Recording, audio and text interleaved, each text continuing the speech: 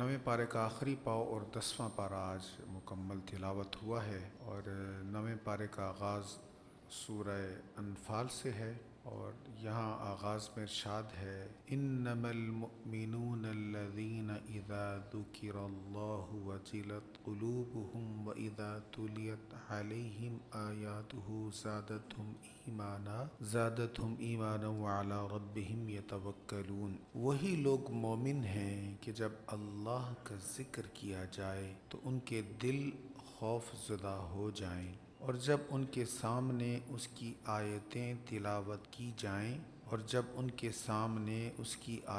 تلاوت کی جائیں تو وہ ان کے ایمان کو زیادہ کر دیں، اور وہ اپنے رب پر ہی توکل کرتے ہیں، جو نماز قائم کرتے ہیں اور ہمارے دیے ہوئے رزق میں سے خرچ کرتے ہیں، یہی لوگ برحق مومن ہیں۔ ان کے رب کے پاس ان کے لیے بلند درجات ہیں اور بخشش اور معزز روزی ہے۔ ایمان والوں کی صفات یہاں پہ بیان ہوئی، ایمان والوں کی خوبیاں۔ جب اللہ کا ذکر کیا جائے تو ان کے دل ڈر جاتے ہیں کہ کہیں ہم سے اللہ تعالیٰ کی نافرمانی نہ ہو جائے، کہیں ہمارا کریم مہربان رب ہم سے ناراض نہ ہو جائے۔ اور جب قرآن مجید کی آیات کی تلاوت کی جاتی ہے تو ان کا ایمان مضبوط ہوتا ہے، ایمان بڑھ جاتا ہے۔ تو یہ ایمان والے کی شان ہے، تلاوت سن کر، آیات کے معانی سن کر،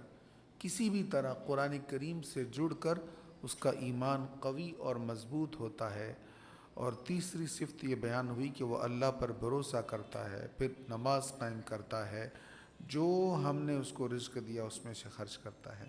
فرمایا یہ برحق مومن ہے۔ اللہ کریم ہمیں مومنوں کی صفات سے متصف فرمائے۔ پھر آگے جنگ بدر کا ذکر ہے، اور یاد کرو جب اللہ اپنی طرف سے تم پر غنودگی طاری کر رہا تھا، جو تمہارے لیے بے خوفی کا باعث ہوئی، اور تم پر آسمان سے بارش نازل فرما رہا تھا تاکہ اس سے تمہیں پاک کرے اور تم سے شیطان کی نجاست کو دور کر دے، اور تمہارے دلوں کو ڈھارس بندھائے اور اس کے ذریعے تمہارے قدم جمائے۔ اب جنگ بدر جو تھی، آپ جانتے ہیں کہ اس طرح کی مسلمانوں کی تیاری نہیں تھی۔ ادھر 313 ہے، ادھر 1000 کے قریب لشکر ہے، ان کے پاس اسلحہ نہیں، ان کے پاس اسلحے کا انبار ہے، ساز و سامان ہے، اور ادھر کھانے کو بھی بہت قلیل، پہننے کو کپڑا نہیں، اور لڑنے کی تیاری نہیں تھی نا۔ لیکن اس کے باوجود جب اتنا بڑا لشکر آیا، اور لشکر بھی اس تیاری کے ساتھ آیا کہ ان کے عزائم یہ تھے کہ ان کو باندھ کر لے جائیں گے، لڑنے کی تو نوبت ہی نہیں آئے گی، ان کو ہم باندھ کر لے جائیں گے، اور پھر مکہ شریف کے چوکوں میں ان کو مار مار کر، پھر ہم زخمی کر کر کے پھر ہم ان کو قتل کریں گے، یہ ان کا منصوبہ تھا۔ اب اللہ تعالیٰ نے مدد کیا فرمائی؟ اللہ تعالیٰ نے مدد یہ فرمائی، مسلمانوں کی جو سائڈ تھی یہاں پر ریت والی جگہ تھی، اور جو کفار والی سائڈ تھی وہ سخت جگہ تھی، مٹی والی جگہ تھی۔ اب یہ جب چلتے تھے تو ریت میں پاؤں دھنستے تھے، اور وہ جب چلتے تھے تو ان کو آسانی رہتی تھی، تو اللہ تعالیٰ نے بارش برسائی۔ اب جب بارش برسی تو ریت والی سائڈ سخت ہو گئی، اور وہ جو سخت سائڈ تھی وہاں پہ کیچڑ ہو گیا۔ یہ اللہ تعالیٰ نے مدد فرمائی۔ ایک اور مدد اللہ تعالیٰ نے مسلمانوں کی فرمائی۔ آپ جانتے ہیں کہ جب ٹینشن ہوتی ہے تو نیند نہیں آتی، جب کوئی بڑا کام اگلے دن کرنا ہو نا تو نیند نہیں آتی، کورٹیسول لیول ہائی ہوا ہوتا ہے، تو نتیجہ کیا ہوتا ہے، بندہ پھر تھکا تھکا ہوتا ہے۔ تو اللہ تعالیٰ نے ایسی ہوا بھیجی کہ سارے صحابہ کرام سو گئے، میٹھی نیند سو گئے، کوئی فکر ہی نہیں ہے، کوئی پریشانی نہیں ہے، کیونکہ ان کا بھروسہ اللہ کے حبیب کی ذات تھی۔ تو یہ اللہ تعالیٰ اپنی مدد کا ذکر فرما رہا ہے جو اللہ تعالیٰ نے اس وقت مٹھی بھر مسلمانوں کی فرمائی۔ تو میں پھر وہ شعر سناؤں گا، فضائے بدر پیدا کر فرشتے تیری نصرت کو، اتر سکتے ہیں گردوں سے قطار اندر قطار اب بھی۔ اچھا، پھر اگلے صفحے پر ذکر ہے، حضور علیہ الصلاۃ والسلام نے مٹھی میں خاک لی اور کفار کی طرف پھینکی۔ بدر کی لڑائی میں ان کی آنکھوں میں وہ خاک پہنچی، اور اس خاک کا اثر یہ ہوا کہ وہ مغلوب ہوتے چلے گئے، مسلمان آگے بڑھ کر ان کو قتل کرتے چلے گئے۔ اب خاک کس نے پھینکی تھی؟ حضور نے پھینکی تھی۔ اب اس کا ذکر کیسے اللہ تعالیٰ فرما رہا ہے وَمَا رَمَيْتَ اِذْ رَمَيْتَ، اور اے رسول مکرم ما نہیں رمیت آپ نے پھینکی تھی، وہ خاک آپ نے نہیں پھینکی تھی۔ کون سی خاک؟ اذ رمیتا، وہ جب آپ نے خاک پھینکی تھی۔ پہلے فرما رہا ہے آپ نے خاک نہیں پھینکی۔ کون سی خاک؟ وہی حبیب جو آپ نے پھینکی تھی۔ وَلَكِنَّ اللَّهَ رَمَا، لیکن وہ تو اللہ نے پھینکی تھی۔ حضور علیہ السلام کے عمل مبارک کو اللہ تعالیٰ اپنا عمل فرما رہا ہے۔ یہ عظمت و شان مصطفیٰ ہے۔ ابھی نومبر میں ہم بدر گئے تھے، طارق بھائی بھی ساتھ تھے اور یہ بھی ساتھ تھے، اور ہماری پوری تفسیر کلاس تھی۔ تو بدر کے میدان میں ہم نے وہ زیارتیں کی اور وہ ساری چیزیں وہاں پر بیٹھ کر، جہاں حضور کا خیمہ تھا وہاں بیٹھ کر پھر ہم نے بدر کے کچھ تذکرہ کیا، اور سورہ زلزال ہم نے پڑھی تھی، سورۃ الزلزال کی تفسیر ہم نے وہاں بیٹھ کر پڑھی۔ اللہ تعالیٰ ہم سب کو بار بار ان مقدس مقامات کی زیارت نصیب فرمائے۔ حضور علیہ السلام کا بلانا عام بلانا نہیں ہے۔ دیکھیں کوئی بلائے تو ہم کہتے ہیں اچھا بھئی آتا ہوں، اچھا نا، سن لیا نا، لیکن اللہ فرما رہا ہے محبوب کا بلانا ایسا نہیں ہے۔ یا ایھا الذین آمنوا استجیبوا للہ وللرسول، اے ایمان والو اللہ اور اس کے رسول کے بلانے پر فوراً حاضر ہو جاؤ۔ اب بلا حضور رہے ہیں، لیکن اللہ تعالیٰ کیا فرما رہا ہے؟ اللہ اور اس کے رسول کے بلانے پر فوراً حاضر ہو جاؤ۔ سرکار صلی اللہ تعالیٰ علیہ وآلہ وسلم کی ہجرت کا بھی ذکر ہے۔ ہجرت سے پہلے کریم آقا صلی اللہ علیہ وسلم کو شہید کرنے کے منصوبے بن رہے تھے۔ مکہ شریف میں ایک مکان ہے، ایک گھر ہے جس کا نام دار الندوہ تھا۔ یہاں پر بڑے بڑے کفار، بڑے بڑے سردار بیٹھے مشورہ کر رہے تھے، اور کسی نے کہا ان کو قید کر دو، کسی نے کہا ان کو یہاں سے نکال دو۔ اس مجلس میں ایک بہت بڑا شیخ آ کے بیٹھا تھا جو نجد سے آیا تھا۔ انہوں نے کہا بزرگو آپ کہاں سے آئے؟ انہوں نے کہا جی میں نجد سے آیا ہوں۔ تھا وہ شیطان۔ یہ صحیح احادیث کا خلاصہ میں آپ کے سامنے کر رہا ہوں، یعنی شیخ نجد کی صورت میں شیطان اس مجلس میں آ گیا۔ جب ان مشرکین نے مشورہ کیا نا کہ ان کو یہاں سے نکال دو، کہا نہ یہ کام نہ کرنا، اگر تم نے ان کو یہاں سے نکالا تو ان کے چاہنے والے ان کے ارد گرد اکٹھے ہو جائیں گے اور ان کی طاقت بڑھ جائے گی۔ ایک نے مشورہ دیا چلو پھر ان کو قید کر دو، وہ کہنے کو نہ یہ بھی نہ کرنا، اگر تم نے ان کو قید کیا تو ان کے چاہنے والوں کی ہمدردیاں ان کے ساتھ بڑھ جائیں گی، دباؤ اتنا آئے گا کہ ان کے چاہنے والے تم سے چھڑا لیں گے اور یہ پھر طاقت پکڑ جائیں گے۔ اب ابو جہل بڑا لعین تھا، وہ کہنے لگا پھر قتل ہی کریں۔ اب مشورہ یہ ہوا جب قتل کریں گے تو ان کے خاندان کے لوگ ہمیں چھوڑیں گے تو نہیں، وہ ظاہر ہے قصاص لیں گے، بدلہ لیں گے، وہ ہمیں قتل کر دیں گے۔ ابو جہل کہنے لگا میرے پاس ایک پلان ہے، ایسا کرو جتنے بھی قبیلے ہیں نا، جتنے بھی سرداریاں، ہر کوئی اپنے اپنے قبیلے سے دو دو جوانوں کو تیار کرے، ہر قبیلے کے دو دو جوان ہوں، وہ تلواریں لیں اور جا کر یک بارگی حملہ کر کے شہید کریں۔ وہ تو قتل کا کہہ رہا تھا نا، قتل کریں، اور جب سارے مل کر قتل کریں گے تو ان کے خاندان کے لوگ کس کس سے بدلہ لیں گے؟ تو ہمارے ہاں بھی آج یہ ہوتا ہے نا کہ جب قتل کے کیس میں قاتل زیادہ تعداد میں ہو تو کیس کمزور ہو جاتا ہے۔ تو یہی اس نے شیطانی چال چلی، اس نے یہ کہا کہ اس طرح کر کے ان کو قتل کرو، بعد میں دیت دے دیں گے، ظاہر ہے قصاص تو وہ سب سے لے نہیں سکیں گے، پھر دیت پر بات آئے گی تو دیت دینا ہمارے لیے کوئی مشکل نہیں ہوگا۔ اب شیطان جو شیخ نجد کی صورت میں بیٹھا ہوا تھا نا، بڑا خوش ہو کہا بہت اچھی بات کہی ہے، یہ صحیح منصوبہ ہے، یہی کچھ کرو۔ اب ادھر شیطان کا یہ منصوبہ تھا جس کے ساتھ سارے مشرکین تیار تھے، ادھر اللہ تعالیٰ کا منصوبہ تھا۔ اللہ نے محبوب کریم علیہ السلام سے کہا اے حبیب آپ آج رات کوچ فرمائیے، آپ ہجرت فرمائیے۔ اب کریم آقا صلی اللہ تعالیٰ علیہ وآلہ وسلم ہجرت کر گئے۔ اب ان کا منصوبہ جو تھا وہ سازش تھی حضور کو شہید کرنے کی۔ اب اللہ تعالیٰ کا منصوبہ کیا تھا؟ اپنے محبوب علیہ السلام کو خفیہ طریقہ سے اس طرح وہاں سے نکالا کہ وہ غار تک پہنچ بھی گئے پھر بھی حضور کو دیکھ نہ سکے۔ تو جو محبوب ہوتے ہیں نا ان کو اللہ چاہے تو اپنے محبوب کو پاس آنے والوں کو بھی نہیں دکھاتا، اور چاہے تو جو دور بیٹھا ترس رہا ہے اس کو خواب میں دیدار ہو جاتا ہے۔ اب اس کا ذکر، ان کے منصوبے کا یہاں ذکر ہو رہا ہے، وَيَمْكُرُونَ وَيَمْكُرُ اللَّهُ، انہوں نے بھی منصوبہ کیا، ان کا منصوبہ جو تھا وہ سازش تھی، مکر تھا، اور اللہ کا منصوبہ کیا تھا؟ اپنے محبوب کو خفیہ طریقہ سے ان سے چھپا کر وہاں سے نکالا اور مدینہ منورہ میں بھیج دیا۔ اب ان کا جو منصوبہ تھا اس کے لیے بھی لفظ مکر ہے، ان کا جو منصوبہ ہے اللہ تعالیٰ کو، اس کے لیے بھی لفظ مکر ہے۔ اب مکر کا معنی ہمارے پنجابی یا اردو میں ایک محدود معنی ہے، اور اس کا معنی ہے دھوکہ، لیکن عربی میں اس کا معنی صرف دھوکہ نہیں ہے، عربی میں اس کا معنی دھوکہ بھی ہے، خفیہ تدبیر بھی ہے۔ جب یہ لفظ مکر ان کے لیے بولا جائے گا تو ہم دھوکہ کہیں گے، سازش کہیں گے، جب اللہ کے لیے بولا جائے گا ہم دھوکہ یا سازش نہیں کہیں گے، کیونکہ اللہ کی شان ہے، وہ سبحان ہے، ہر عیب سے پاک ہے۔ اب میں لفظ مکر پر زیادہ توجہ آپ کی اس لیے دلا رہا ہوں کہ سیدی اعلیٰ حضرت سے پہلے اردو کے جتنے بھی تراجم ہیں، جس نے بھی لکھا ہے، آپ اس میں دیکھیں گے انہوں نے مشرکین مکہ کو بھی فریبی، مکار کہا، اور معاذ اللہ اللہ تعالیٰ کو بھی وہی کہہ دیا۔ انہوں نے کہا جی وہاں بھی لفظ مکر ہے، یہاں بھی لفظ مکر ہے، تو سیدی اعلیٰ حضرت نے سمجھایا وَيَمْكُرُونَ وَيَمْكُرُ اللَّهُ، انہوں نے مکر کیا پر اللہ نے خفیہ تدبیر فرمائی۔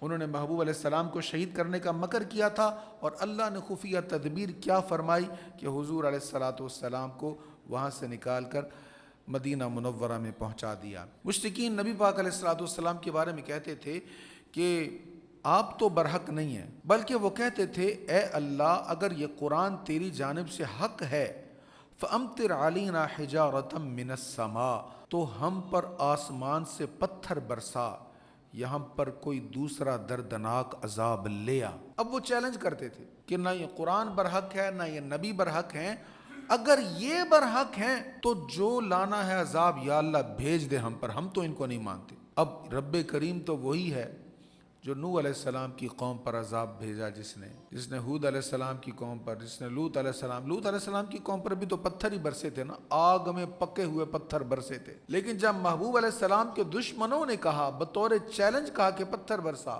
تو اللہ نے کیا فرمایا؟ اللہ اکبر، وَمَا كَانَ اللَّهُ لِيُعَذِّبَهُمْ وَأَنْتَ فِيهِمْ، اور اللہ کی یہ شان نہیں ہے کہ وہ انہیں عذاب دے جب کہ آپ ان میں موجود ہیں۔ اے حبیب آپ ان میں موجود ہیں نا، اس لیے اللہ کی یہ شان نہیں ہے کہ اللہ عذاب دے۔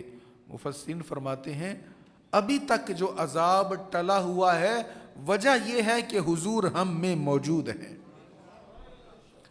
جناب عیسیٰ علیہ السلام کی طرح حضور آسمان پر تو نہیں تشریف لے گئے نا، اسی دھرتی پر موجود ہیں، اسی زمین پر، اسی عرب شریف میں، حجاز مقدس میں، مدینہ طیبہ میں، حجرہ عائشہ میں جلوہ افروز ہیں، اور حضور کے وجود مسعود کی برکت سے ساری دنیا سے عذاب ٹلا ہوا ہے۔ صدق طیبہ کے عذاب آتا نہیں ہے ہم پر، شہر محبوب نے دنیا کو بچا رکھا ہے۔ اللہ تعالیٰ فرما رہا ہے، یہ آخری صفحہ ہے 9ویں پارے کا، فرمایا آپ کافروں سے کہہ دیجئے اگر وہ کفر سے باز آ جائیں تو ان کے پچھلے گناہ معاف کر دیے جائیں گے۔ اب یہاں پہ صرف کافروں کو ہی نہیں بلکہ سارے ایمان والوں کو بتایا جا رہا ہے کہ جب بندہ توبہ کر لیتا ہے، رجوع اللہ کر لیتا ہے، اللہ تعالیٰ پچھلے گناہ معاف کر دیتا ہے۔ 10ویں پارے میں ہم آ گئے، جنگ اگر ہو جائے تو کیا کرنا ہے، یا کفار کے ساتھ، دشمنوں کے ساتھ لڑائی تو رہتی ہے، تو کس طرح ہم نے زندگی گزارنی۔ فرمایا وَأَطِيعُوا اللَّهَ وَرَسُولَهُ، اور اللہ اور اس کے رسول کی اطاعت کرو، وَلَا تَنَازَعُوا، آپس میں مخالفت نہ کرو، وَلَا تَنَازَعُوا، ہمارا سارا زور ہی آپس میں لڑنے میں لگ جاتا ہے، کس پر کیسے فتویٰ لگ سکتا ہے، کیسے فتویٰ لگا سکتے ہیں۔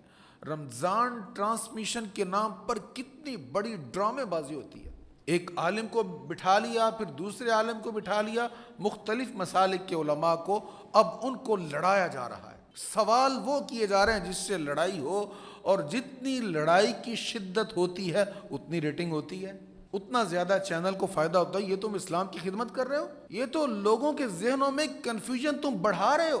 چاہیے تو یہ لوگوں کو نماز کی طرف لایا جائے، قرآن کی طرف لایا جائے، رمضان کی طرف لایا جائے، اور ان کو جو نیک کام جن میں کوئی اختلاف ہی نہیں ہے ان کی بات کرو تم، لیکن جان بوجھ کر ان کو بٹھا کر ان معاملات پہ سوال کیے جاتے ہیں، وہ جو 5% یا 10% مسائل ہیں ان کو جان بوجھ کر ڈسکس کیا جاتا ہے۔ یہ میں عرض کر رہا ہوں، یہ بہت بڑا دھوکہ ہے اور اسلام کا بہت بڑا نقصان کیا جا رہا ہے۔ ہمارا وہ نوجوان جو پہلے ہی اسلام سے دور ہے، اس کو آپ یہ چہرہ دکھاتے علماء کے کہ مولوی تو لڑتے ہیں، ان کی تو آپس میں نہیں بنتی، اور پھر وہ کلپ اتنے وائرل ہوتے ہیں بنا بنا کر۔ تو یہ بہت بڑا دھوکہ ہے۔ رمضان ٹرانسمیشن کے نام پر یہ ڈرامے بازی بہت غلط ہے۔ ایسی چیزوں کو ہم کیا کر سکتے ہیں؟ نہ دیکھیں، اپنا ٹائم ضائع نہ کریں ان چیزوں پر۔ اللہ تعالی ہمیں قرآن مجید پڑھنے کی توفیق عطا فرمائے۔ فرمایا اللہ اور اس کے رسول کی اطاعت کرو اور آپس میں مخالفت نہ کرو ورنہ تم بزدل ہو جاؤ گے، تمہاری ہوا اکھڑ جائے گی۔ ہماری ہوا ہی تو اکھڑی۔ عراق اور ایران کی کتنی لمبی لڑائی ہوئی اور مسلمان 2 حصوں میں تقسیم رہے، ایک گروپ اس کو سپورٹ کر رہا تھا، ایک اس کو سپورٹ کر رہا تھا، اور پھر اس کا نقصان اسلام کو ہوا، مسلمانوں کو ہوا، اور فائدہ کن کو ہوا؟ آپ جانتے ہیں کس کو فائدہ ہوا، کس نے فائدہ اٹھایا؟ اب سارا عرب ارد گرد کمزور ممالک ہیں، جو طاقتور ممالک تھے سارے کمزور کر دیے گئے۔ اب سعودی عرب تھوڑا سا سائڈ پر ہے، وگرنہ اسرائیل کے پاس جتنے ممالک تھے سب کو اتنا مارا، اتنا لڑایا ان کو آپس میں، ان میں داعش بنائی گئی اور مختلف چیزیں بنائی گئیں، تو یہ سب کیا ہے؟ آپس میں لڑایا گیا۔ تو جب تک ہم یہ نہیں سمجھیں گے کہ ہمیں لڑانے والے اپنے مفادات سمیٹ رہے ہیں اور ہمارا اس میں نقصان ہو رہا ہے، تب تک ہمارا مشترکہ نقصان ہوتا رہے گا۔ تو اللہ فرما رہا ہے، پھر سنیے، اور اللہ اور اس کے رسول کی اطاعت کرو اور آپس میں مخالفت نہ کرو ورنہ تم بزدل ہو جاؤ گے اور تمہاری ہوا اکھڑ جائے گی، اور صبر کرو، صبر کرو، ان اللہ مع الصابرین، بے شک اللہ صبر کرنے والوں کے ساتھ ہے۔ اور پھر یہاں پر جنگ کے بارے میں کافی کچھ بیان ہوا ہے۔ وَأَعِدُّوا لَهُم مَّا اسْتَطَعْتُم مِّن قُوَّةٍ، اور اے مسلمانوں تم بقدر استطاعت ان سے مقابلہ کے لیے ہتھیار تیار رکھو اور بندھے ہوئے گھوڑے، اور ان سے تم اللہ کے دشمنوں اور اپنے دشمنوں کو مرعوب کرو، اور ان کے سوا دوسرے دشمنوں کو جنہیں تم نہیں جانتے، اللہ انہیں جانتا ہے، اور تم اللہ کی راہ میں جو کچھ بھی خرچ کرو گے اس کا تمہیں پورا پورا اجر دیا جائے گا اور تم پر بالکل ظلم نہیں کیا جائے گا۔ تو یہاں پر فرمایا وَأَعِدُّوا لَهُم مَّا اسْتَطَعْتُم مِّن قُوَّةٍ، جو تم میں استطاعت ہے، جو تم ہتھیار تیار کر سکتے ہو وہ ہتھیار تیار کرو اپنے اور اللہ کے دشمنوں سے لڑنے کے لیے۔ اس سے آگے جنگ بدر کے قیدیوں کا ذکر ہے، کہ شاید پچھلے سال بھی اس پر بات ہوئی تھی۔ تو جنگ بدر کے جو قیدی تھے ان کے بارے میں صحابہ کرام کا مشورہ ہوا کہ ان سے فدیہ لے کر ان کو چھوڑ دیا جائے۔ اب ان میں حضور علیہ الصلوۃ والسلام کے چچا حضرت عباس بھی تھے۔ حضرت عباس سے جب حضور نے فرمایا آپ بھی دیں فدیہ، وہ کہنے لگے میرے پاس تو مال نہیں ہے، جو تھا وہ مال غنیمت میں حاصل کر لیا صحابہ نے، تو اب تو میرے پاس اور نہیں ہے جس کا میں فدیہ دوں، اور میں تو ویسے بھی مسلمان ہو چکا ہوں۔ تو یہ آیت کریمہ نازل ہوئی، اے نبی ان قیدیوں سے کہیے جو آپ کے قبضہ میں ہیں، اگر اللہ تمہارے دلوں کی کسی نیکی کو ظاہر فرمائے گا تو وہ تم کو اس سے بہت زیادہ دے گا جو بطور فدیہ تم سے لیا گیا، اور اللہ تم کو بخش دے گا۔ اب یہ آیت کریمہ نازل ہو گئی کہ اگر آپ کے دل میں ایمان ہے، حضور نے فرمایا نا چچا اگر آپ ایمان لا چکے تھے تو آپ نے ایمان ظاہر نہیں کیا نا، اور جو گراؤنڈ ریالٹی ہے وہ تو یہ ہے کہ آپ ان کے ساتھ ہمیں مارنے کے لیے آئے ہیں، ہم نے تو ظاہر دیکھنا ہے کہ آپ ان کے ساتھ آئے ہیں اور ہمارے خلاف آئے ہیں، اس لیے آپ کو فدیہ دینا پڑے گا۔ تو اللہ تعالیٰ نے آیت بھی نازل فرمائی، آپ ان سے کہیں کہ آپ کے دل میں اگر ایمان ہے تو اگر جو قانون ہے اس کے مطابق فدیہ دیں، جو دیں گے اللہ اس سے زیادہ عطا کر دے گا۔ تو حضرت عباس نے جب یہ کہا نا کہ میرے پاس تو اور کچھ ہے ہی نہیں، اب یہ صحیح حدیث ہے، حضور علیہ الصلوۃ والسلام نے فرمایا چچا، یہ مسند احمد میں ہے، مجموع الزوائد میں، مستدرک میں یہ حدیث ہے، چچا جی یہ بتائیے وہ بدر پر آنے سے پہلے آپ نے ام فضل سے بھلا کیا بات کہی تھی؟ کیا بات کہی تھی؟ آپ نے کہا نہیں تھا کہ اگر میں جنگ میں مارا گیا تو میرے مال میں سے اتنا فضل کو دے دینا، اتنا قسم کو دے دینا، اتنا عبداللہ کو دے دینا، یہ بات ہوئی تھی کہ نہیں ہوئی تھی؟ وہ کہنے لگے وہ بھتیجے تمہیں یہ بات کس نے بتائی؟ یہ بات تو ہوئی تھی میرے اور ام فضل کے سوا تیسرا تو کوئی تھا ہی نہیں، تمہیں کیسے پتا چلا؟ کس نے بتا دیا؟ فرمایا اسی نے بتایا ہے جس نے حق کے ساتھ مبوز کیا ہے۔ یہ حضور علیہ السلام کے علم غیب پر سٹرونگ دلیل ہے، مضبوط دلیل ہے کہ سرکار علیہ السلام نے انہیں بتایا۔ تو حضرت عباس نے کہا میں ایمان تو پہلے ہی رکھتا تھا، اب پکا یقین ہو گیا آپ واقعی اللہ کے رسول ہیں۔ آگے پھر سورۃ التوبہ کا آغاز ہے۔ سورۃ التوبہ کے شروع میں بسم اللہ شریف نہیں پڑھتے، اس پر بڑی بحث ہے کیوں نہیں پڑھتے جی، چونکہ اس میں فلاں چیز کا ذکر ہے، ایسا ہے ویسا ہے۔ تو مختصر جواب یہ ہے کہ نبی پاک علیہ الصلوۃ والسلام نے جب سورۃ التوبہ کی تلاوت فرمائی، صحابہ کرام کو سنائی، لکھوائی، تو حضور نے بسم اللہ شریف نہیں پڑھی۔ تو جب حضور نے نہیں پڑھی اس لیے یہاں پر بسم اللہ شریف نہیں ہم پڑھتے، پیچھے سے پڑھ رہے ہیں تو ہر صورت کے آغاز میں بسم اللہ ہوتی ہے، تو پڑھتے پڑھتے جب کسی بھی صورت پر آتے تو ہم بسم اللہ پڑھتے ہیں، لیکن جب سورۃ التوبہ کے آغاز پر آئیں گے تو بسم اللہ شریف نہیں پڑھیں گے۔ ہاں البتہ آگے سے کسی اور مقام سے آپ اس کی تلاوت کا آغاز کریں تو پھر وہاں پر بسم اللہ شریف پڑھنے میں کوئی حرج نہیں ہے۔ بڑی جامع آیت ہے معانی کے اعتبار سے، یہ آیت نمبر 24 ہے سورۃ التوبہ کی۔ اس میں ان 8 چیزوں کا ذکر ہے جن کے ساتھ انسان فطرتی طور پر محبت کرتا ہے۔ قل ان کان آباؤکم وابناؤکم واخوانکم وازواجکم وعشیرتکم، اے رسول مکرم آپ کہیے اگر تمہارے باپ دادا اور تمہارے بیٹے اور تمہارے بھائی اور تمہاری بیویاں اور تمہارے رشتہ دار اور تمہارے کمائے ہوئے مال اور تمہاری تجارت جس کے گھاٹے کا تمہیں خطرہ ہے اور تمہارے پسندیدہ مکان، 8 چیزوں کا ذکر کیا۔ کیا ان کے بارے میں فرمایا؟ احب الیکم من اللہ ورسولہ، اگر یہ تمہیں اللہ اور اس کے رسول سے زیادہ محبوب ہو جائیں، اگر یہ تمہیں اللہ اور اس کے رسول سے زیادہ محبوب ہو جائیں، وجہاد فی سبیلہ، اور جہاد سے زیادہ محبوب ہو جائیں، اس کے راستے میں جہاد سے زیادہ محبوب ہو جائیں، فتربصوا حتی یأتی اللہ بامرہ، اب پھر اللہ کے امر کا انتظار کرو۔ پہلی بات یہاں پہ یہ بیان ہوئی کہ جتنے بھی محبت کے رشتے ہیں ان سے محبت سے تمہیں منع نہیں کیا جاتا، لیکن اللہ اور اس کے رسول کی جو محبت ہے اس سے زیادہ کسی سے محبت نہیں کرنی، یہ توازن رکھنا ہے۔ اللہ اور اس کے رسول کی محبت سب سے زیادہ ہے، باقی سب محبتیں بعد میں ہیں۔ نہ والدین کی محبت سے منع کیا گیا، نہ شوہر اور بیوی کی محبت سے منع کیا، نہ اولاد کی، نہ خاندان کی، نہ گھر کی، نہ کاروبار کی، نہ مال جو اکٹھا کیا، حلال مال اکٹھا کرو، اس کے حقوق ادا کرو، جتنا مرضی اکٹھا کرو، اور مکان کے ساتھ ہر انسان کو محبت ہوتی ہے، اپنے گھر کے ساتھ فرمایا ساری محبتیں کرو، لیکن اللہ اور اس کے رسول سے زیادہ محبت نہیں کرنی۔ اب یہاں پر زیادہ محبت کو کیسے سمجھ سکتے ہیں ہم؟ آسان چیز ہے، گھر کی محبت میں آپ نے اللہ اور اس کے رسول کے احکام کو پامال تو نہیں کیا، والدین، اولاد، بہن بھائی، خاندان، مال، کاروبار کی محبت میں اللہ اور اس کے رسول کے احکامات کو نظر انداز تو نہیں کیا۔ اگر نہیں کیا تو پھر اللہ اور اس کے رسول سے محبت زیادہ ہے۔ اگر کمپرومائز کیا ہے، ان کو چھوڑ دیا، ان کے حکموں کے خلاف چلے ہیں، تو پھر اس کا مطلب اللہ اور اس کے رسول کی محبت زیادہ نہیں ہے۔ تو پہلے یہ فرمایا اللہ اور اس کے رسول کی محبت سے زیادہ محبت نہیں کرنی، سب سے بڑھ کر اللہ اور اس کے رسول سے محبت کرنی،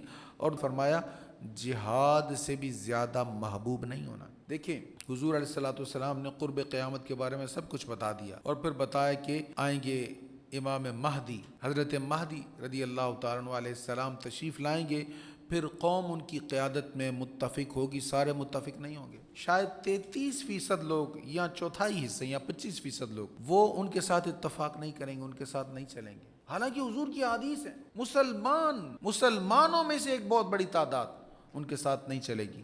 وجہ کمفرٹ زون، ہمارا لائف سٹائل، مزے کی زندگی گزار رہے ہیں، کیوں نکلے بھائی باہر؟ وہ تو بڑا مشقت والا کام کر رہے ہیں، وہ تو تکالیف والا کام کر رہے ہیں، تکالیف کا سامنا کر رہے ہیں، تو جو ہڈیوں میں عیش رچ بس گئی ہوگی اس کی وجہ سے نہیں جائیں گے۔ اس لیے اگر لڑائی سے ہمیں لڑائی کا حکم نہیں ہے کہ خام خواہ لڑائی کرو، لیکن جب جہاد سر پر آ جائے تو پھر کمفرٹ زون سے نکلنا ہے، پھر نکلنا پڑے گا، وہ مجبوری ہے بھائی۔ تمہارے بھائیوں کو مارا جا رہا ہے، اگر ان کو مارا جا رہا ہے کل تمہاری بھی باری آ سکتی ہے۔ اللہ تعالیٰ امت مسلمہ پر کرم فرمائے۔ حضور علیہ الصلوۃ والسلام کی شان کے بارے میں اللہ تعالیٰ فرمایا یہ اللہ کا نور ہیں، اور یہ کفار اللہ کے نور کو اپنی پھونکوں سے بجھانا چاہتے ہیں، لیکن اللہ اس نور کو پورا فرمائے گا۔ یہ آیت نمبر 32 ہے۔ پھر 33 میں ارشاد ہے وہی ہے جس نے اپنے رسول کو ہدایت اور دین حق کے ساتھ بھیجا تاکہ اس کو ہر دین پر غالب کر دے۔ حضور صلی اللہ علیہ وسلم کی تشریف آوری اس طرح ہوئی کہ دین مصطفیٰ تمام دینوں پر غالب آ گیا۔ آج مسلمان غالب نہیں ہے، ہم غالب نہیں ہیں۔ غالب ہوتے تو ہمارے 60-70 ہزار بھائیوں کو ایسے شہید کر دیا جاتا۔ ہم غالب نہیں ہیں، ہماری حالت تو وہ کہتے ہیں نا ککھا نہ ہو لے، ہم تو اس طرح کے ہوئے پڑے ہیں۔ لیکن اسلام اپنے دلائل کے اعتبار سے آج بھی غالب ہے، آج بھی ہمارے دلائل تمام ادیان پر غالب ہیں۔ اس سے پھر آگے پھر ہجرت کا ذکر ہو رہا ہے۔ حضور علیہ السلام جب گئے تو حضور کے ساتھ یار غار تھے، حضرت ابوبکر صدیق تھے، تو فرمایا اگر تم نے رسول کی مدد نہیں کی تو بے شک اللہ ان کی مدد کر چکا ہے۔ جب کافروں نے ان کو بے وطن کر دیا تھا اس حال میں کہ وہ دو میں سے دوسرے تھے، جب وہ دونوں غار میں تھے، دو میں سے دوسرے یعنی ایک حضور ہیں اور دوسرے ابوبکر صدیق ہیں، جب وہ دونوں غار میں تھے، جب وہ اپنے صاحب سے فرما رہے تھے لا تحزن ان اللہ معنا، غم نہ کر بے شک اللہ ہمارے ساتھ ہے۔ حضرت ابوبکر صدیق نے کہا نا حضور وہ اوپر آ گئے ہیں، وہ دیکھیں مشرکین آ گئے ہیں، اگر انہوں نے نیچے دھیان کر لیا نا تو ان کو ہمارا پتہ چل جائے گا۔ حضور نے فرمایا وہ غم کیوں کرتا ہے، ان دو کے بارے میں تیرا کیا خیال ہے جن میں تیسرا اللہ ہے، کیوں غم کرتا، اللہ ہمارے ساتھ ہے۔ اب یہاں حضرت ابوبکر صدیق رضی اللہ تعالیٰ عنہ ثانی ہیں، دوسرے ہیں، تو پھر شان ابوبکر صدیق دیکھیں، آپ کو ہر جگہ حضرت ابوبکر صدیق ثانی نظر آئیں گے۔ سب سے پہلے اسلام کی تبلیغ حضور نے کی ہے، دوسرے ابوبکر صدیق ہیں۔ بڑے بڑے سردار، یہاں تک کہ عثمان غنی رضی اللہ تعالیٰ عنہ عشرہ مبشرہ صحابہ میں سے اکثر حضرت ابوبکر صدیق کی دعوت پر اسلام لائے۔ ہجرت کرنے والے پہلے حضور ہیں، دوسرے ابوبکر صدیق ہیں۔ مدینہ منورہ پہنچنے والے پہلے حضور ہیں، دوسرے ابوبکر صدیق ہیں۔ سلطنت اسلامیہ قائم ہوئی، قیادت کرنے والے پہلے حضور ہیں، دوسرے ابوبکر صدیق ہیں۔ اور حجرہ عائشہ صدیقہ میں وصال کے بعد پہلے دفن ہونے والے حضور ہیں، دوسرے ابوبکر صدیق ہیں۔ اور جب جنت میں جانے کی باری آئے گی نا تو سب سے پہلے جنت میرے آقا کے قدموں کو چومیں گی، پھر دیگر انبیاء آئیں گے، اور جب امتوں کی باری ہوگی تو سب سے پہلے ابوبکر صدیق ہیں۔ یہ ثانی اثنین کی اتنی برکات حضرت سیدنا ابوبکر صدیق رضی اللہ تعالیٰ عنہ کو اللہ نے عطا فرمائی۔ ایک کافر تھا، وہ اس کا نام ابن جدعان، حضور صلی اللہ تعالیٰ علیہ وسلم اور صحابہ کرام جہاد پر جا رہے ہیں۔ اب رومیوں کے ساتھ جہاد تھا، جنگ تبوک۔ اب رومنز کی تاریخ آپ نے پڑھی ہوئی، آپ جانتے ہیں۔ تو یہ منافق تھا، جہاد پر جانا نہیں چاہتا تھا، بڑے بڑے بہانے اس نے کیے، کہنے لگا او جی میں ذرا نا تھوڑا سا میں حسن پرست ہوں، تو میں عورتوں کو دیکھ کر نا مجھ سے فریب ہو جاتا ہے، میں دھوکے میں پڑ جاتا ہوں، تو مجھ سے باز نہیں آیا جاتا۔ تو وہ جو رومی لوگ ہیں نا وہ بڑے حسین ہوتے ہیں، تو آپ تو مجھے فتنے میں ڈال رہے ہیں، آپ مجھے ساتھ جانے کا کہہ رہے ہیں، تو میں تو آپ کے ساتھ جا کر وہاں ان کو دیکھ کر فتنے میں پڑ جاؤں گا۔ تو جناب یہ مجھے اس فتنے میں نہ ڈالیں، آپ پیسہ جتنا چاہیے لے لیں، آپ میرے پاس پیسہ بڑا ہے، جتنا آپ کہیں گے وہ پیسہ میں آپ کو دے دوں گا۔ اب یہ بڑی زبردست جرت تھی اس کی، بہت بڑی بے ادبی تھی۔ ایک تو رسول کریم علیہ السلام کے ساتھ جانے کو وہ فتنہ کہہ رہا تھا، اور دوسرا جہاد سے بھاگنے کے لیے ایک نہایت بیہودہ عذر پیش کر رہا تھا۔ وہ جیسے ہم کہتے ہیں نا عذر گناہ بدتر از گناہ۔ اب پھر اوپر سے بڑے فخر سے کہہ رہا تھا بتائیں کتنا پیسہ چاہیے، پیسہ جتنا مرضی لے لیں۔ اب آیت کریمہ نازل ہوئی، آپ کہیے کہ تم اللہ کی راہ میں خوشی سے خرچ کرو یا ناخوشی سے، تم سے ہرگز قبول نہیں کیا جائے گا، کیونکہ تم فاسق لوگ ہو۔ اب یہاں فاسق بمانا کافر ہے۔ اب کافر جتنا مرضی اللہ کے راہ میں خرچ کر دے قبول نہیں کیا جائے گا۔ ہاں دنیا میں اللہ تعالیٰ اس کو کچھ نہ کچھ عطا فرما دے گا، آخرت میں حصہ اسی کا ہے جس نے کلمہ مصطفیٰ کریم کا پڑھا ہے۔ اور پھر مزید اللہ تعالیٰ اگلی آیت میں ارشاد فرماتا ہے، یہ آیت نمبر 53 ہے، پھر آگے 54 میں ارشاد ہے، ان کے خرچ کیے ہوئے کو صرف اس وجہ سے قبول نہیں کیا گیا کہ وہ اللہ اور اس کے رسول کے ساتھ کفر کرتے تھے، اور صرف سستی اور کاہلی کے ساتھ نماز پڑھنے کے لیے آتے تھے، اور اللہ کی راہ میں صرف ناخوشی سے خرچ کرتے تھے۔ اس پر مزید وضاحت کے لیے کچھ لوگوں میں بڑی کنفیوژن ہوتی ہے، کہ بل گیٹس کو بہت بڑا جی وہ اللہ کا ولی ہے، وہ ایسے ہے، اس نے یہ کر دیا وہ کر دیا۔ بھئی ٹھیک ہے، جس بندے نے اچھا کام کیا آپ اس کی تعریف کر سکتے ہیں، لیکن آخرت کے معاملے میں آپ جج بن کر نہ بیٹھ جائیں۔ اس طرح کی باتیں کہنا کہ بھئی تم کون ہوتے ہو اس کو جنت میں جانے سے روکنے والے، بھئی تم کون ہوتے ہو اس کو جنت کا ٹکٹ دینے والے؟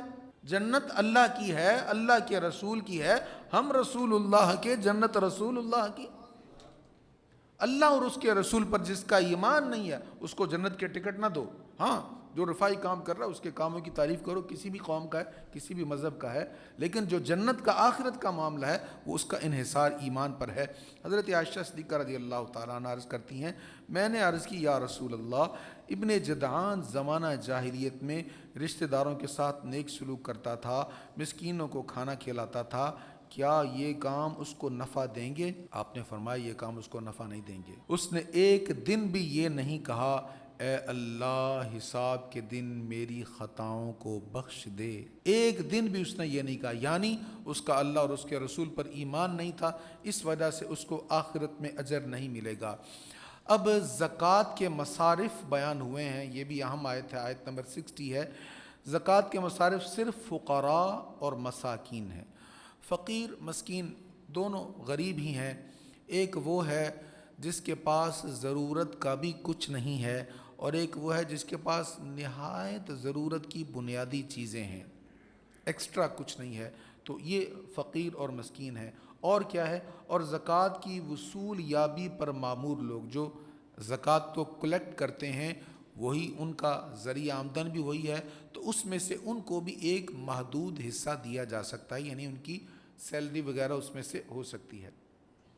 اور جن لوگوں کو اسلام کی طرف راغب کرنا مقصود ہو، یہ حضور علیہ الصلوۃ والسلام کے دور میں تھا، علماء نے فرمایا کہ یہ بعد میں منسوخ ہو گیا ہے۔ مؤلفت قلوب یعنی کفار جن کا اسلام کی طرف راغب کرنا مقصود تھا، اب یہ منسوخ ہے۔ اور پھر فرمایا اور جن غلاموں کو آزاد کرنا ہو، مسلمان غلام ہے کسی کا، تو وہ کہے کہ اگر اتنے پیسے مجھے دو تو تمہیں آزاد کر دیا جائے گا، تو اس کو غلام کو خرید کر اس سے زکوٰۃ میں سے آزاد کیا جا سکتا ہے۔ اور مقروض لوگ جس پر قرض ہے، کوئی غریب ہے مقروض ہے اور اس پر قرض چڑھا ہوا، تو اس کا قرضہ بھی زکوٰۃ سے ادا کیا جا سکتا ہے۔ اب یہاں یاد رہے، مجھے یاد ہے فیصل آباد کے ایک بڑے تعلیمی ادارے میں ایک فتویٰ پوچھا گیا کہ جی اس طرح میں اتنے کا مالک ہوں اور مجھ پر اتنا قرضہ ہے، تو کیا مجھ پر زکوٰۃ بنتی ہے کہ میں زکوٰۃ دوں؟ تو مفتی صاحب نے اعداد و شمار نکالے اور انہوں نے کہا بات تو صحیح ہے جناب، آپ 5 کروڑ کے مالک ہیں اور 10 کروڑ آپ پر قرضہ ہے، تو آپ پر تو زکوٰۃ نہیں بنتی۔ مسئلہ تو یہی تھا۔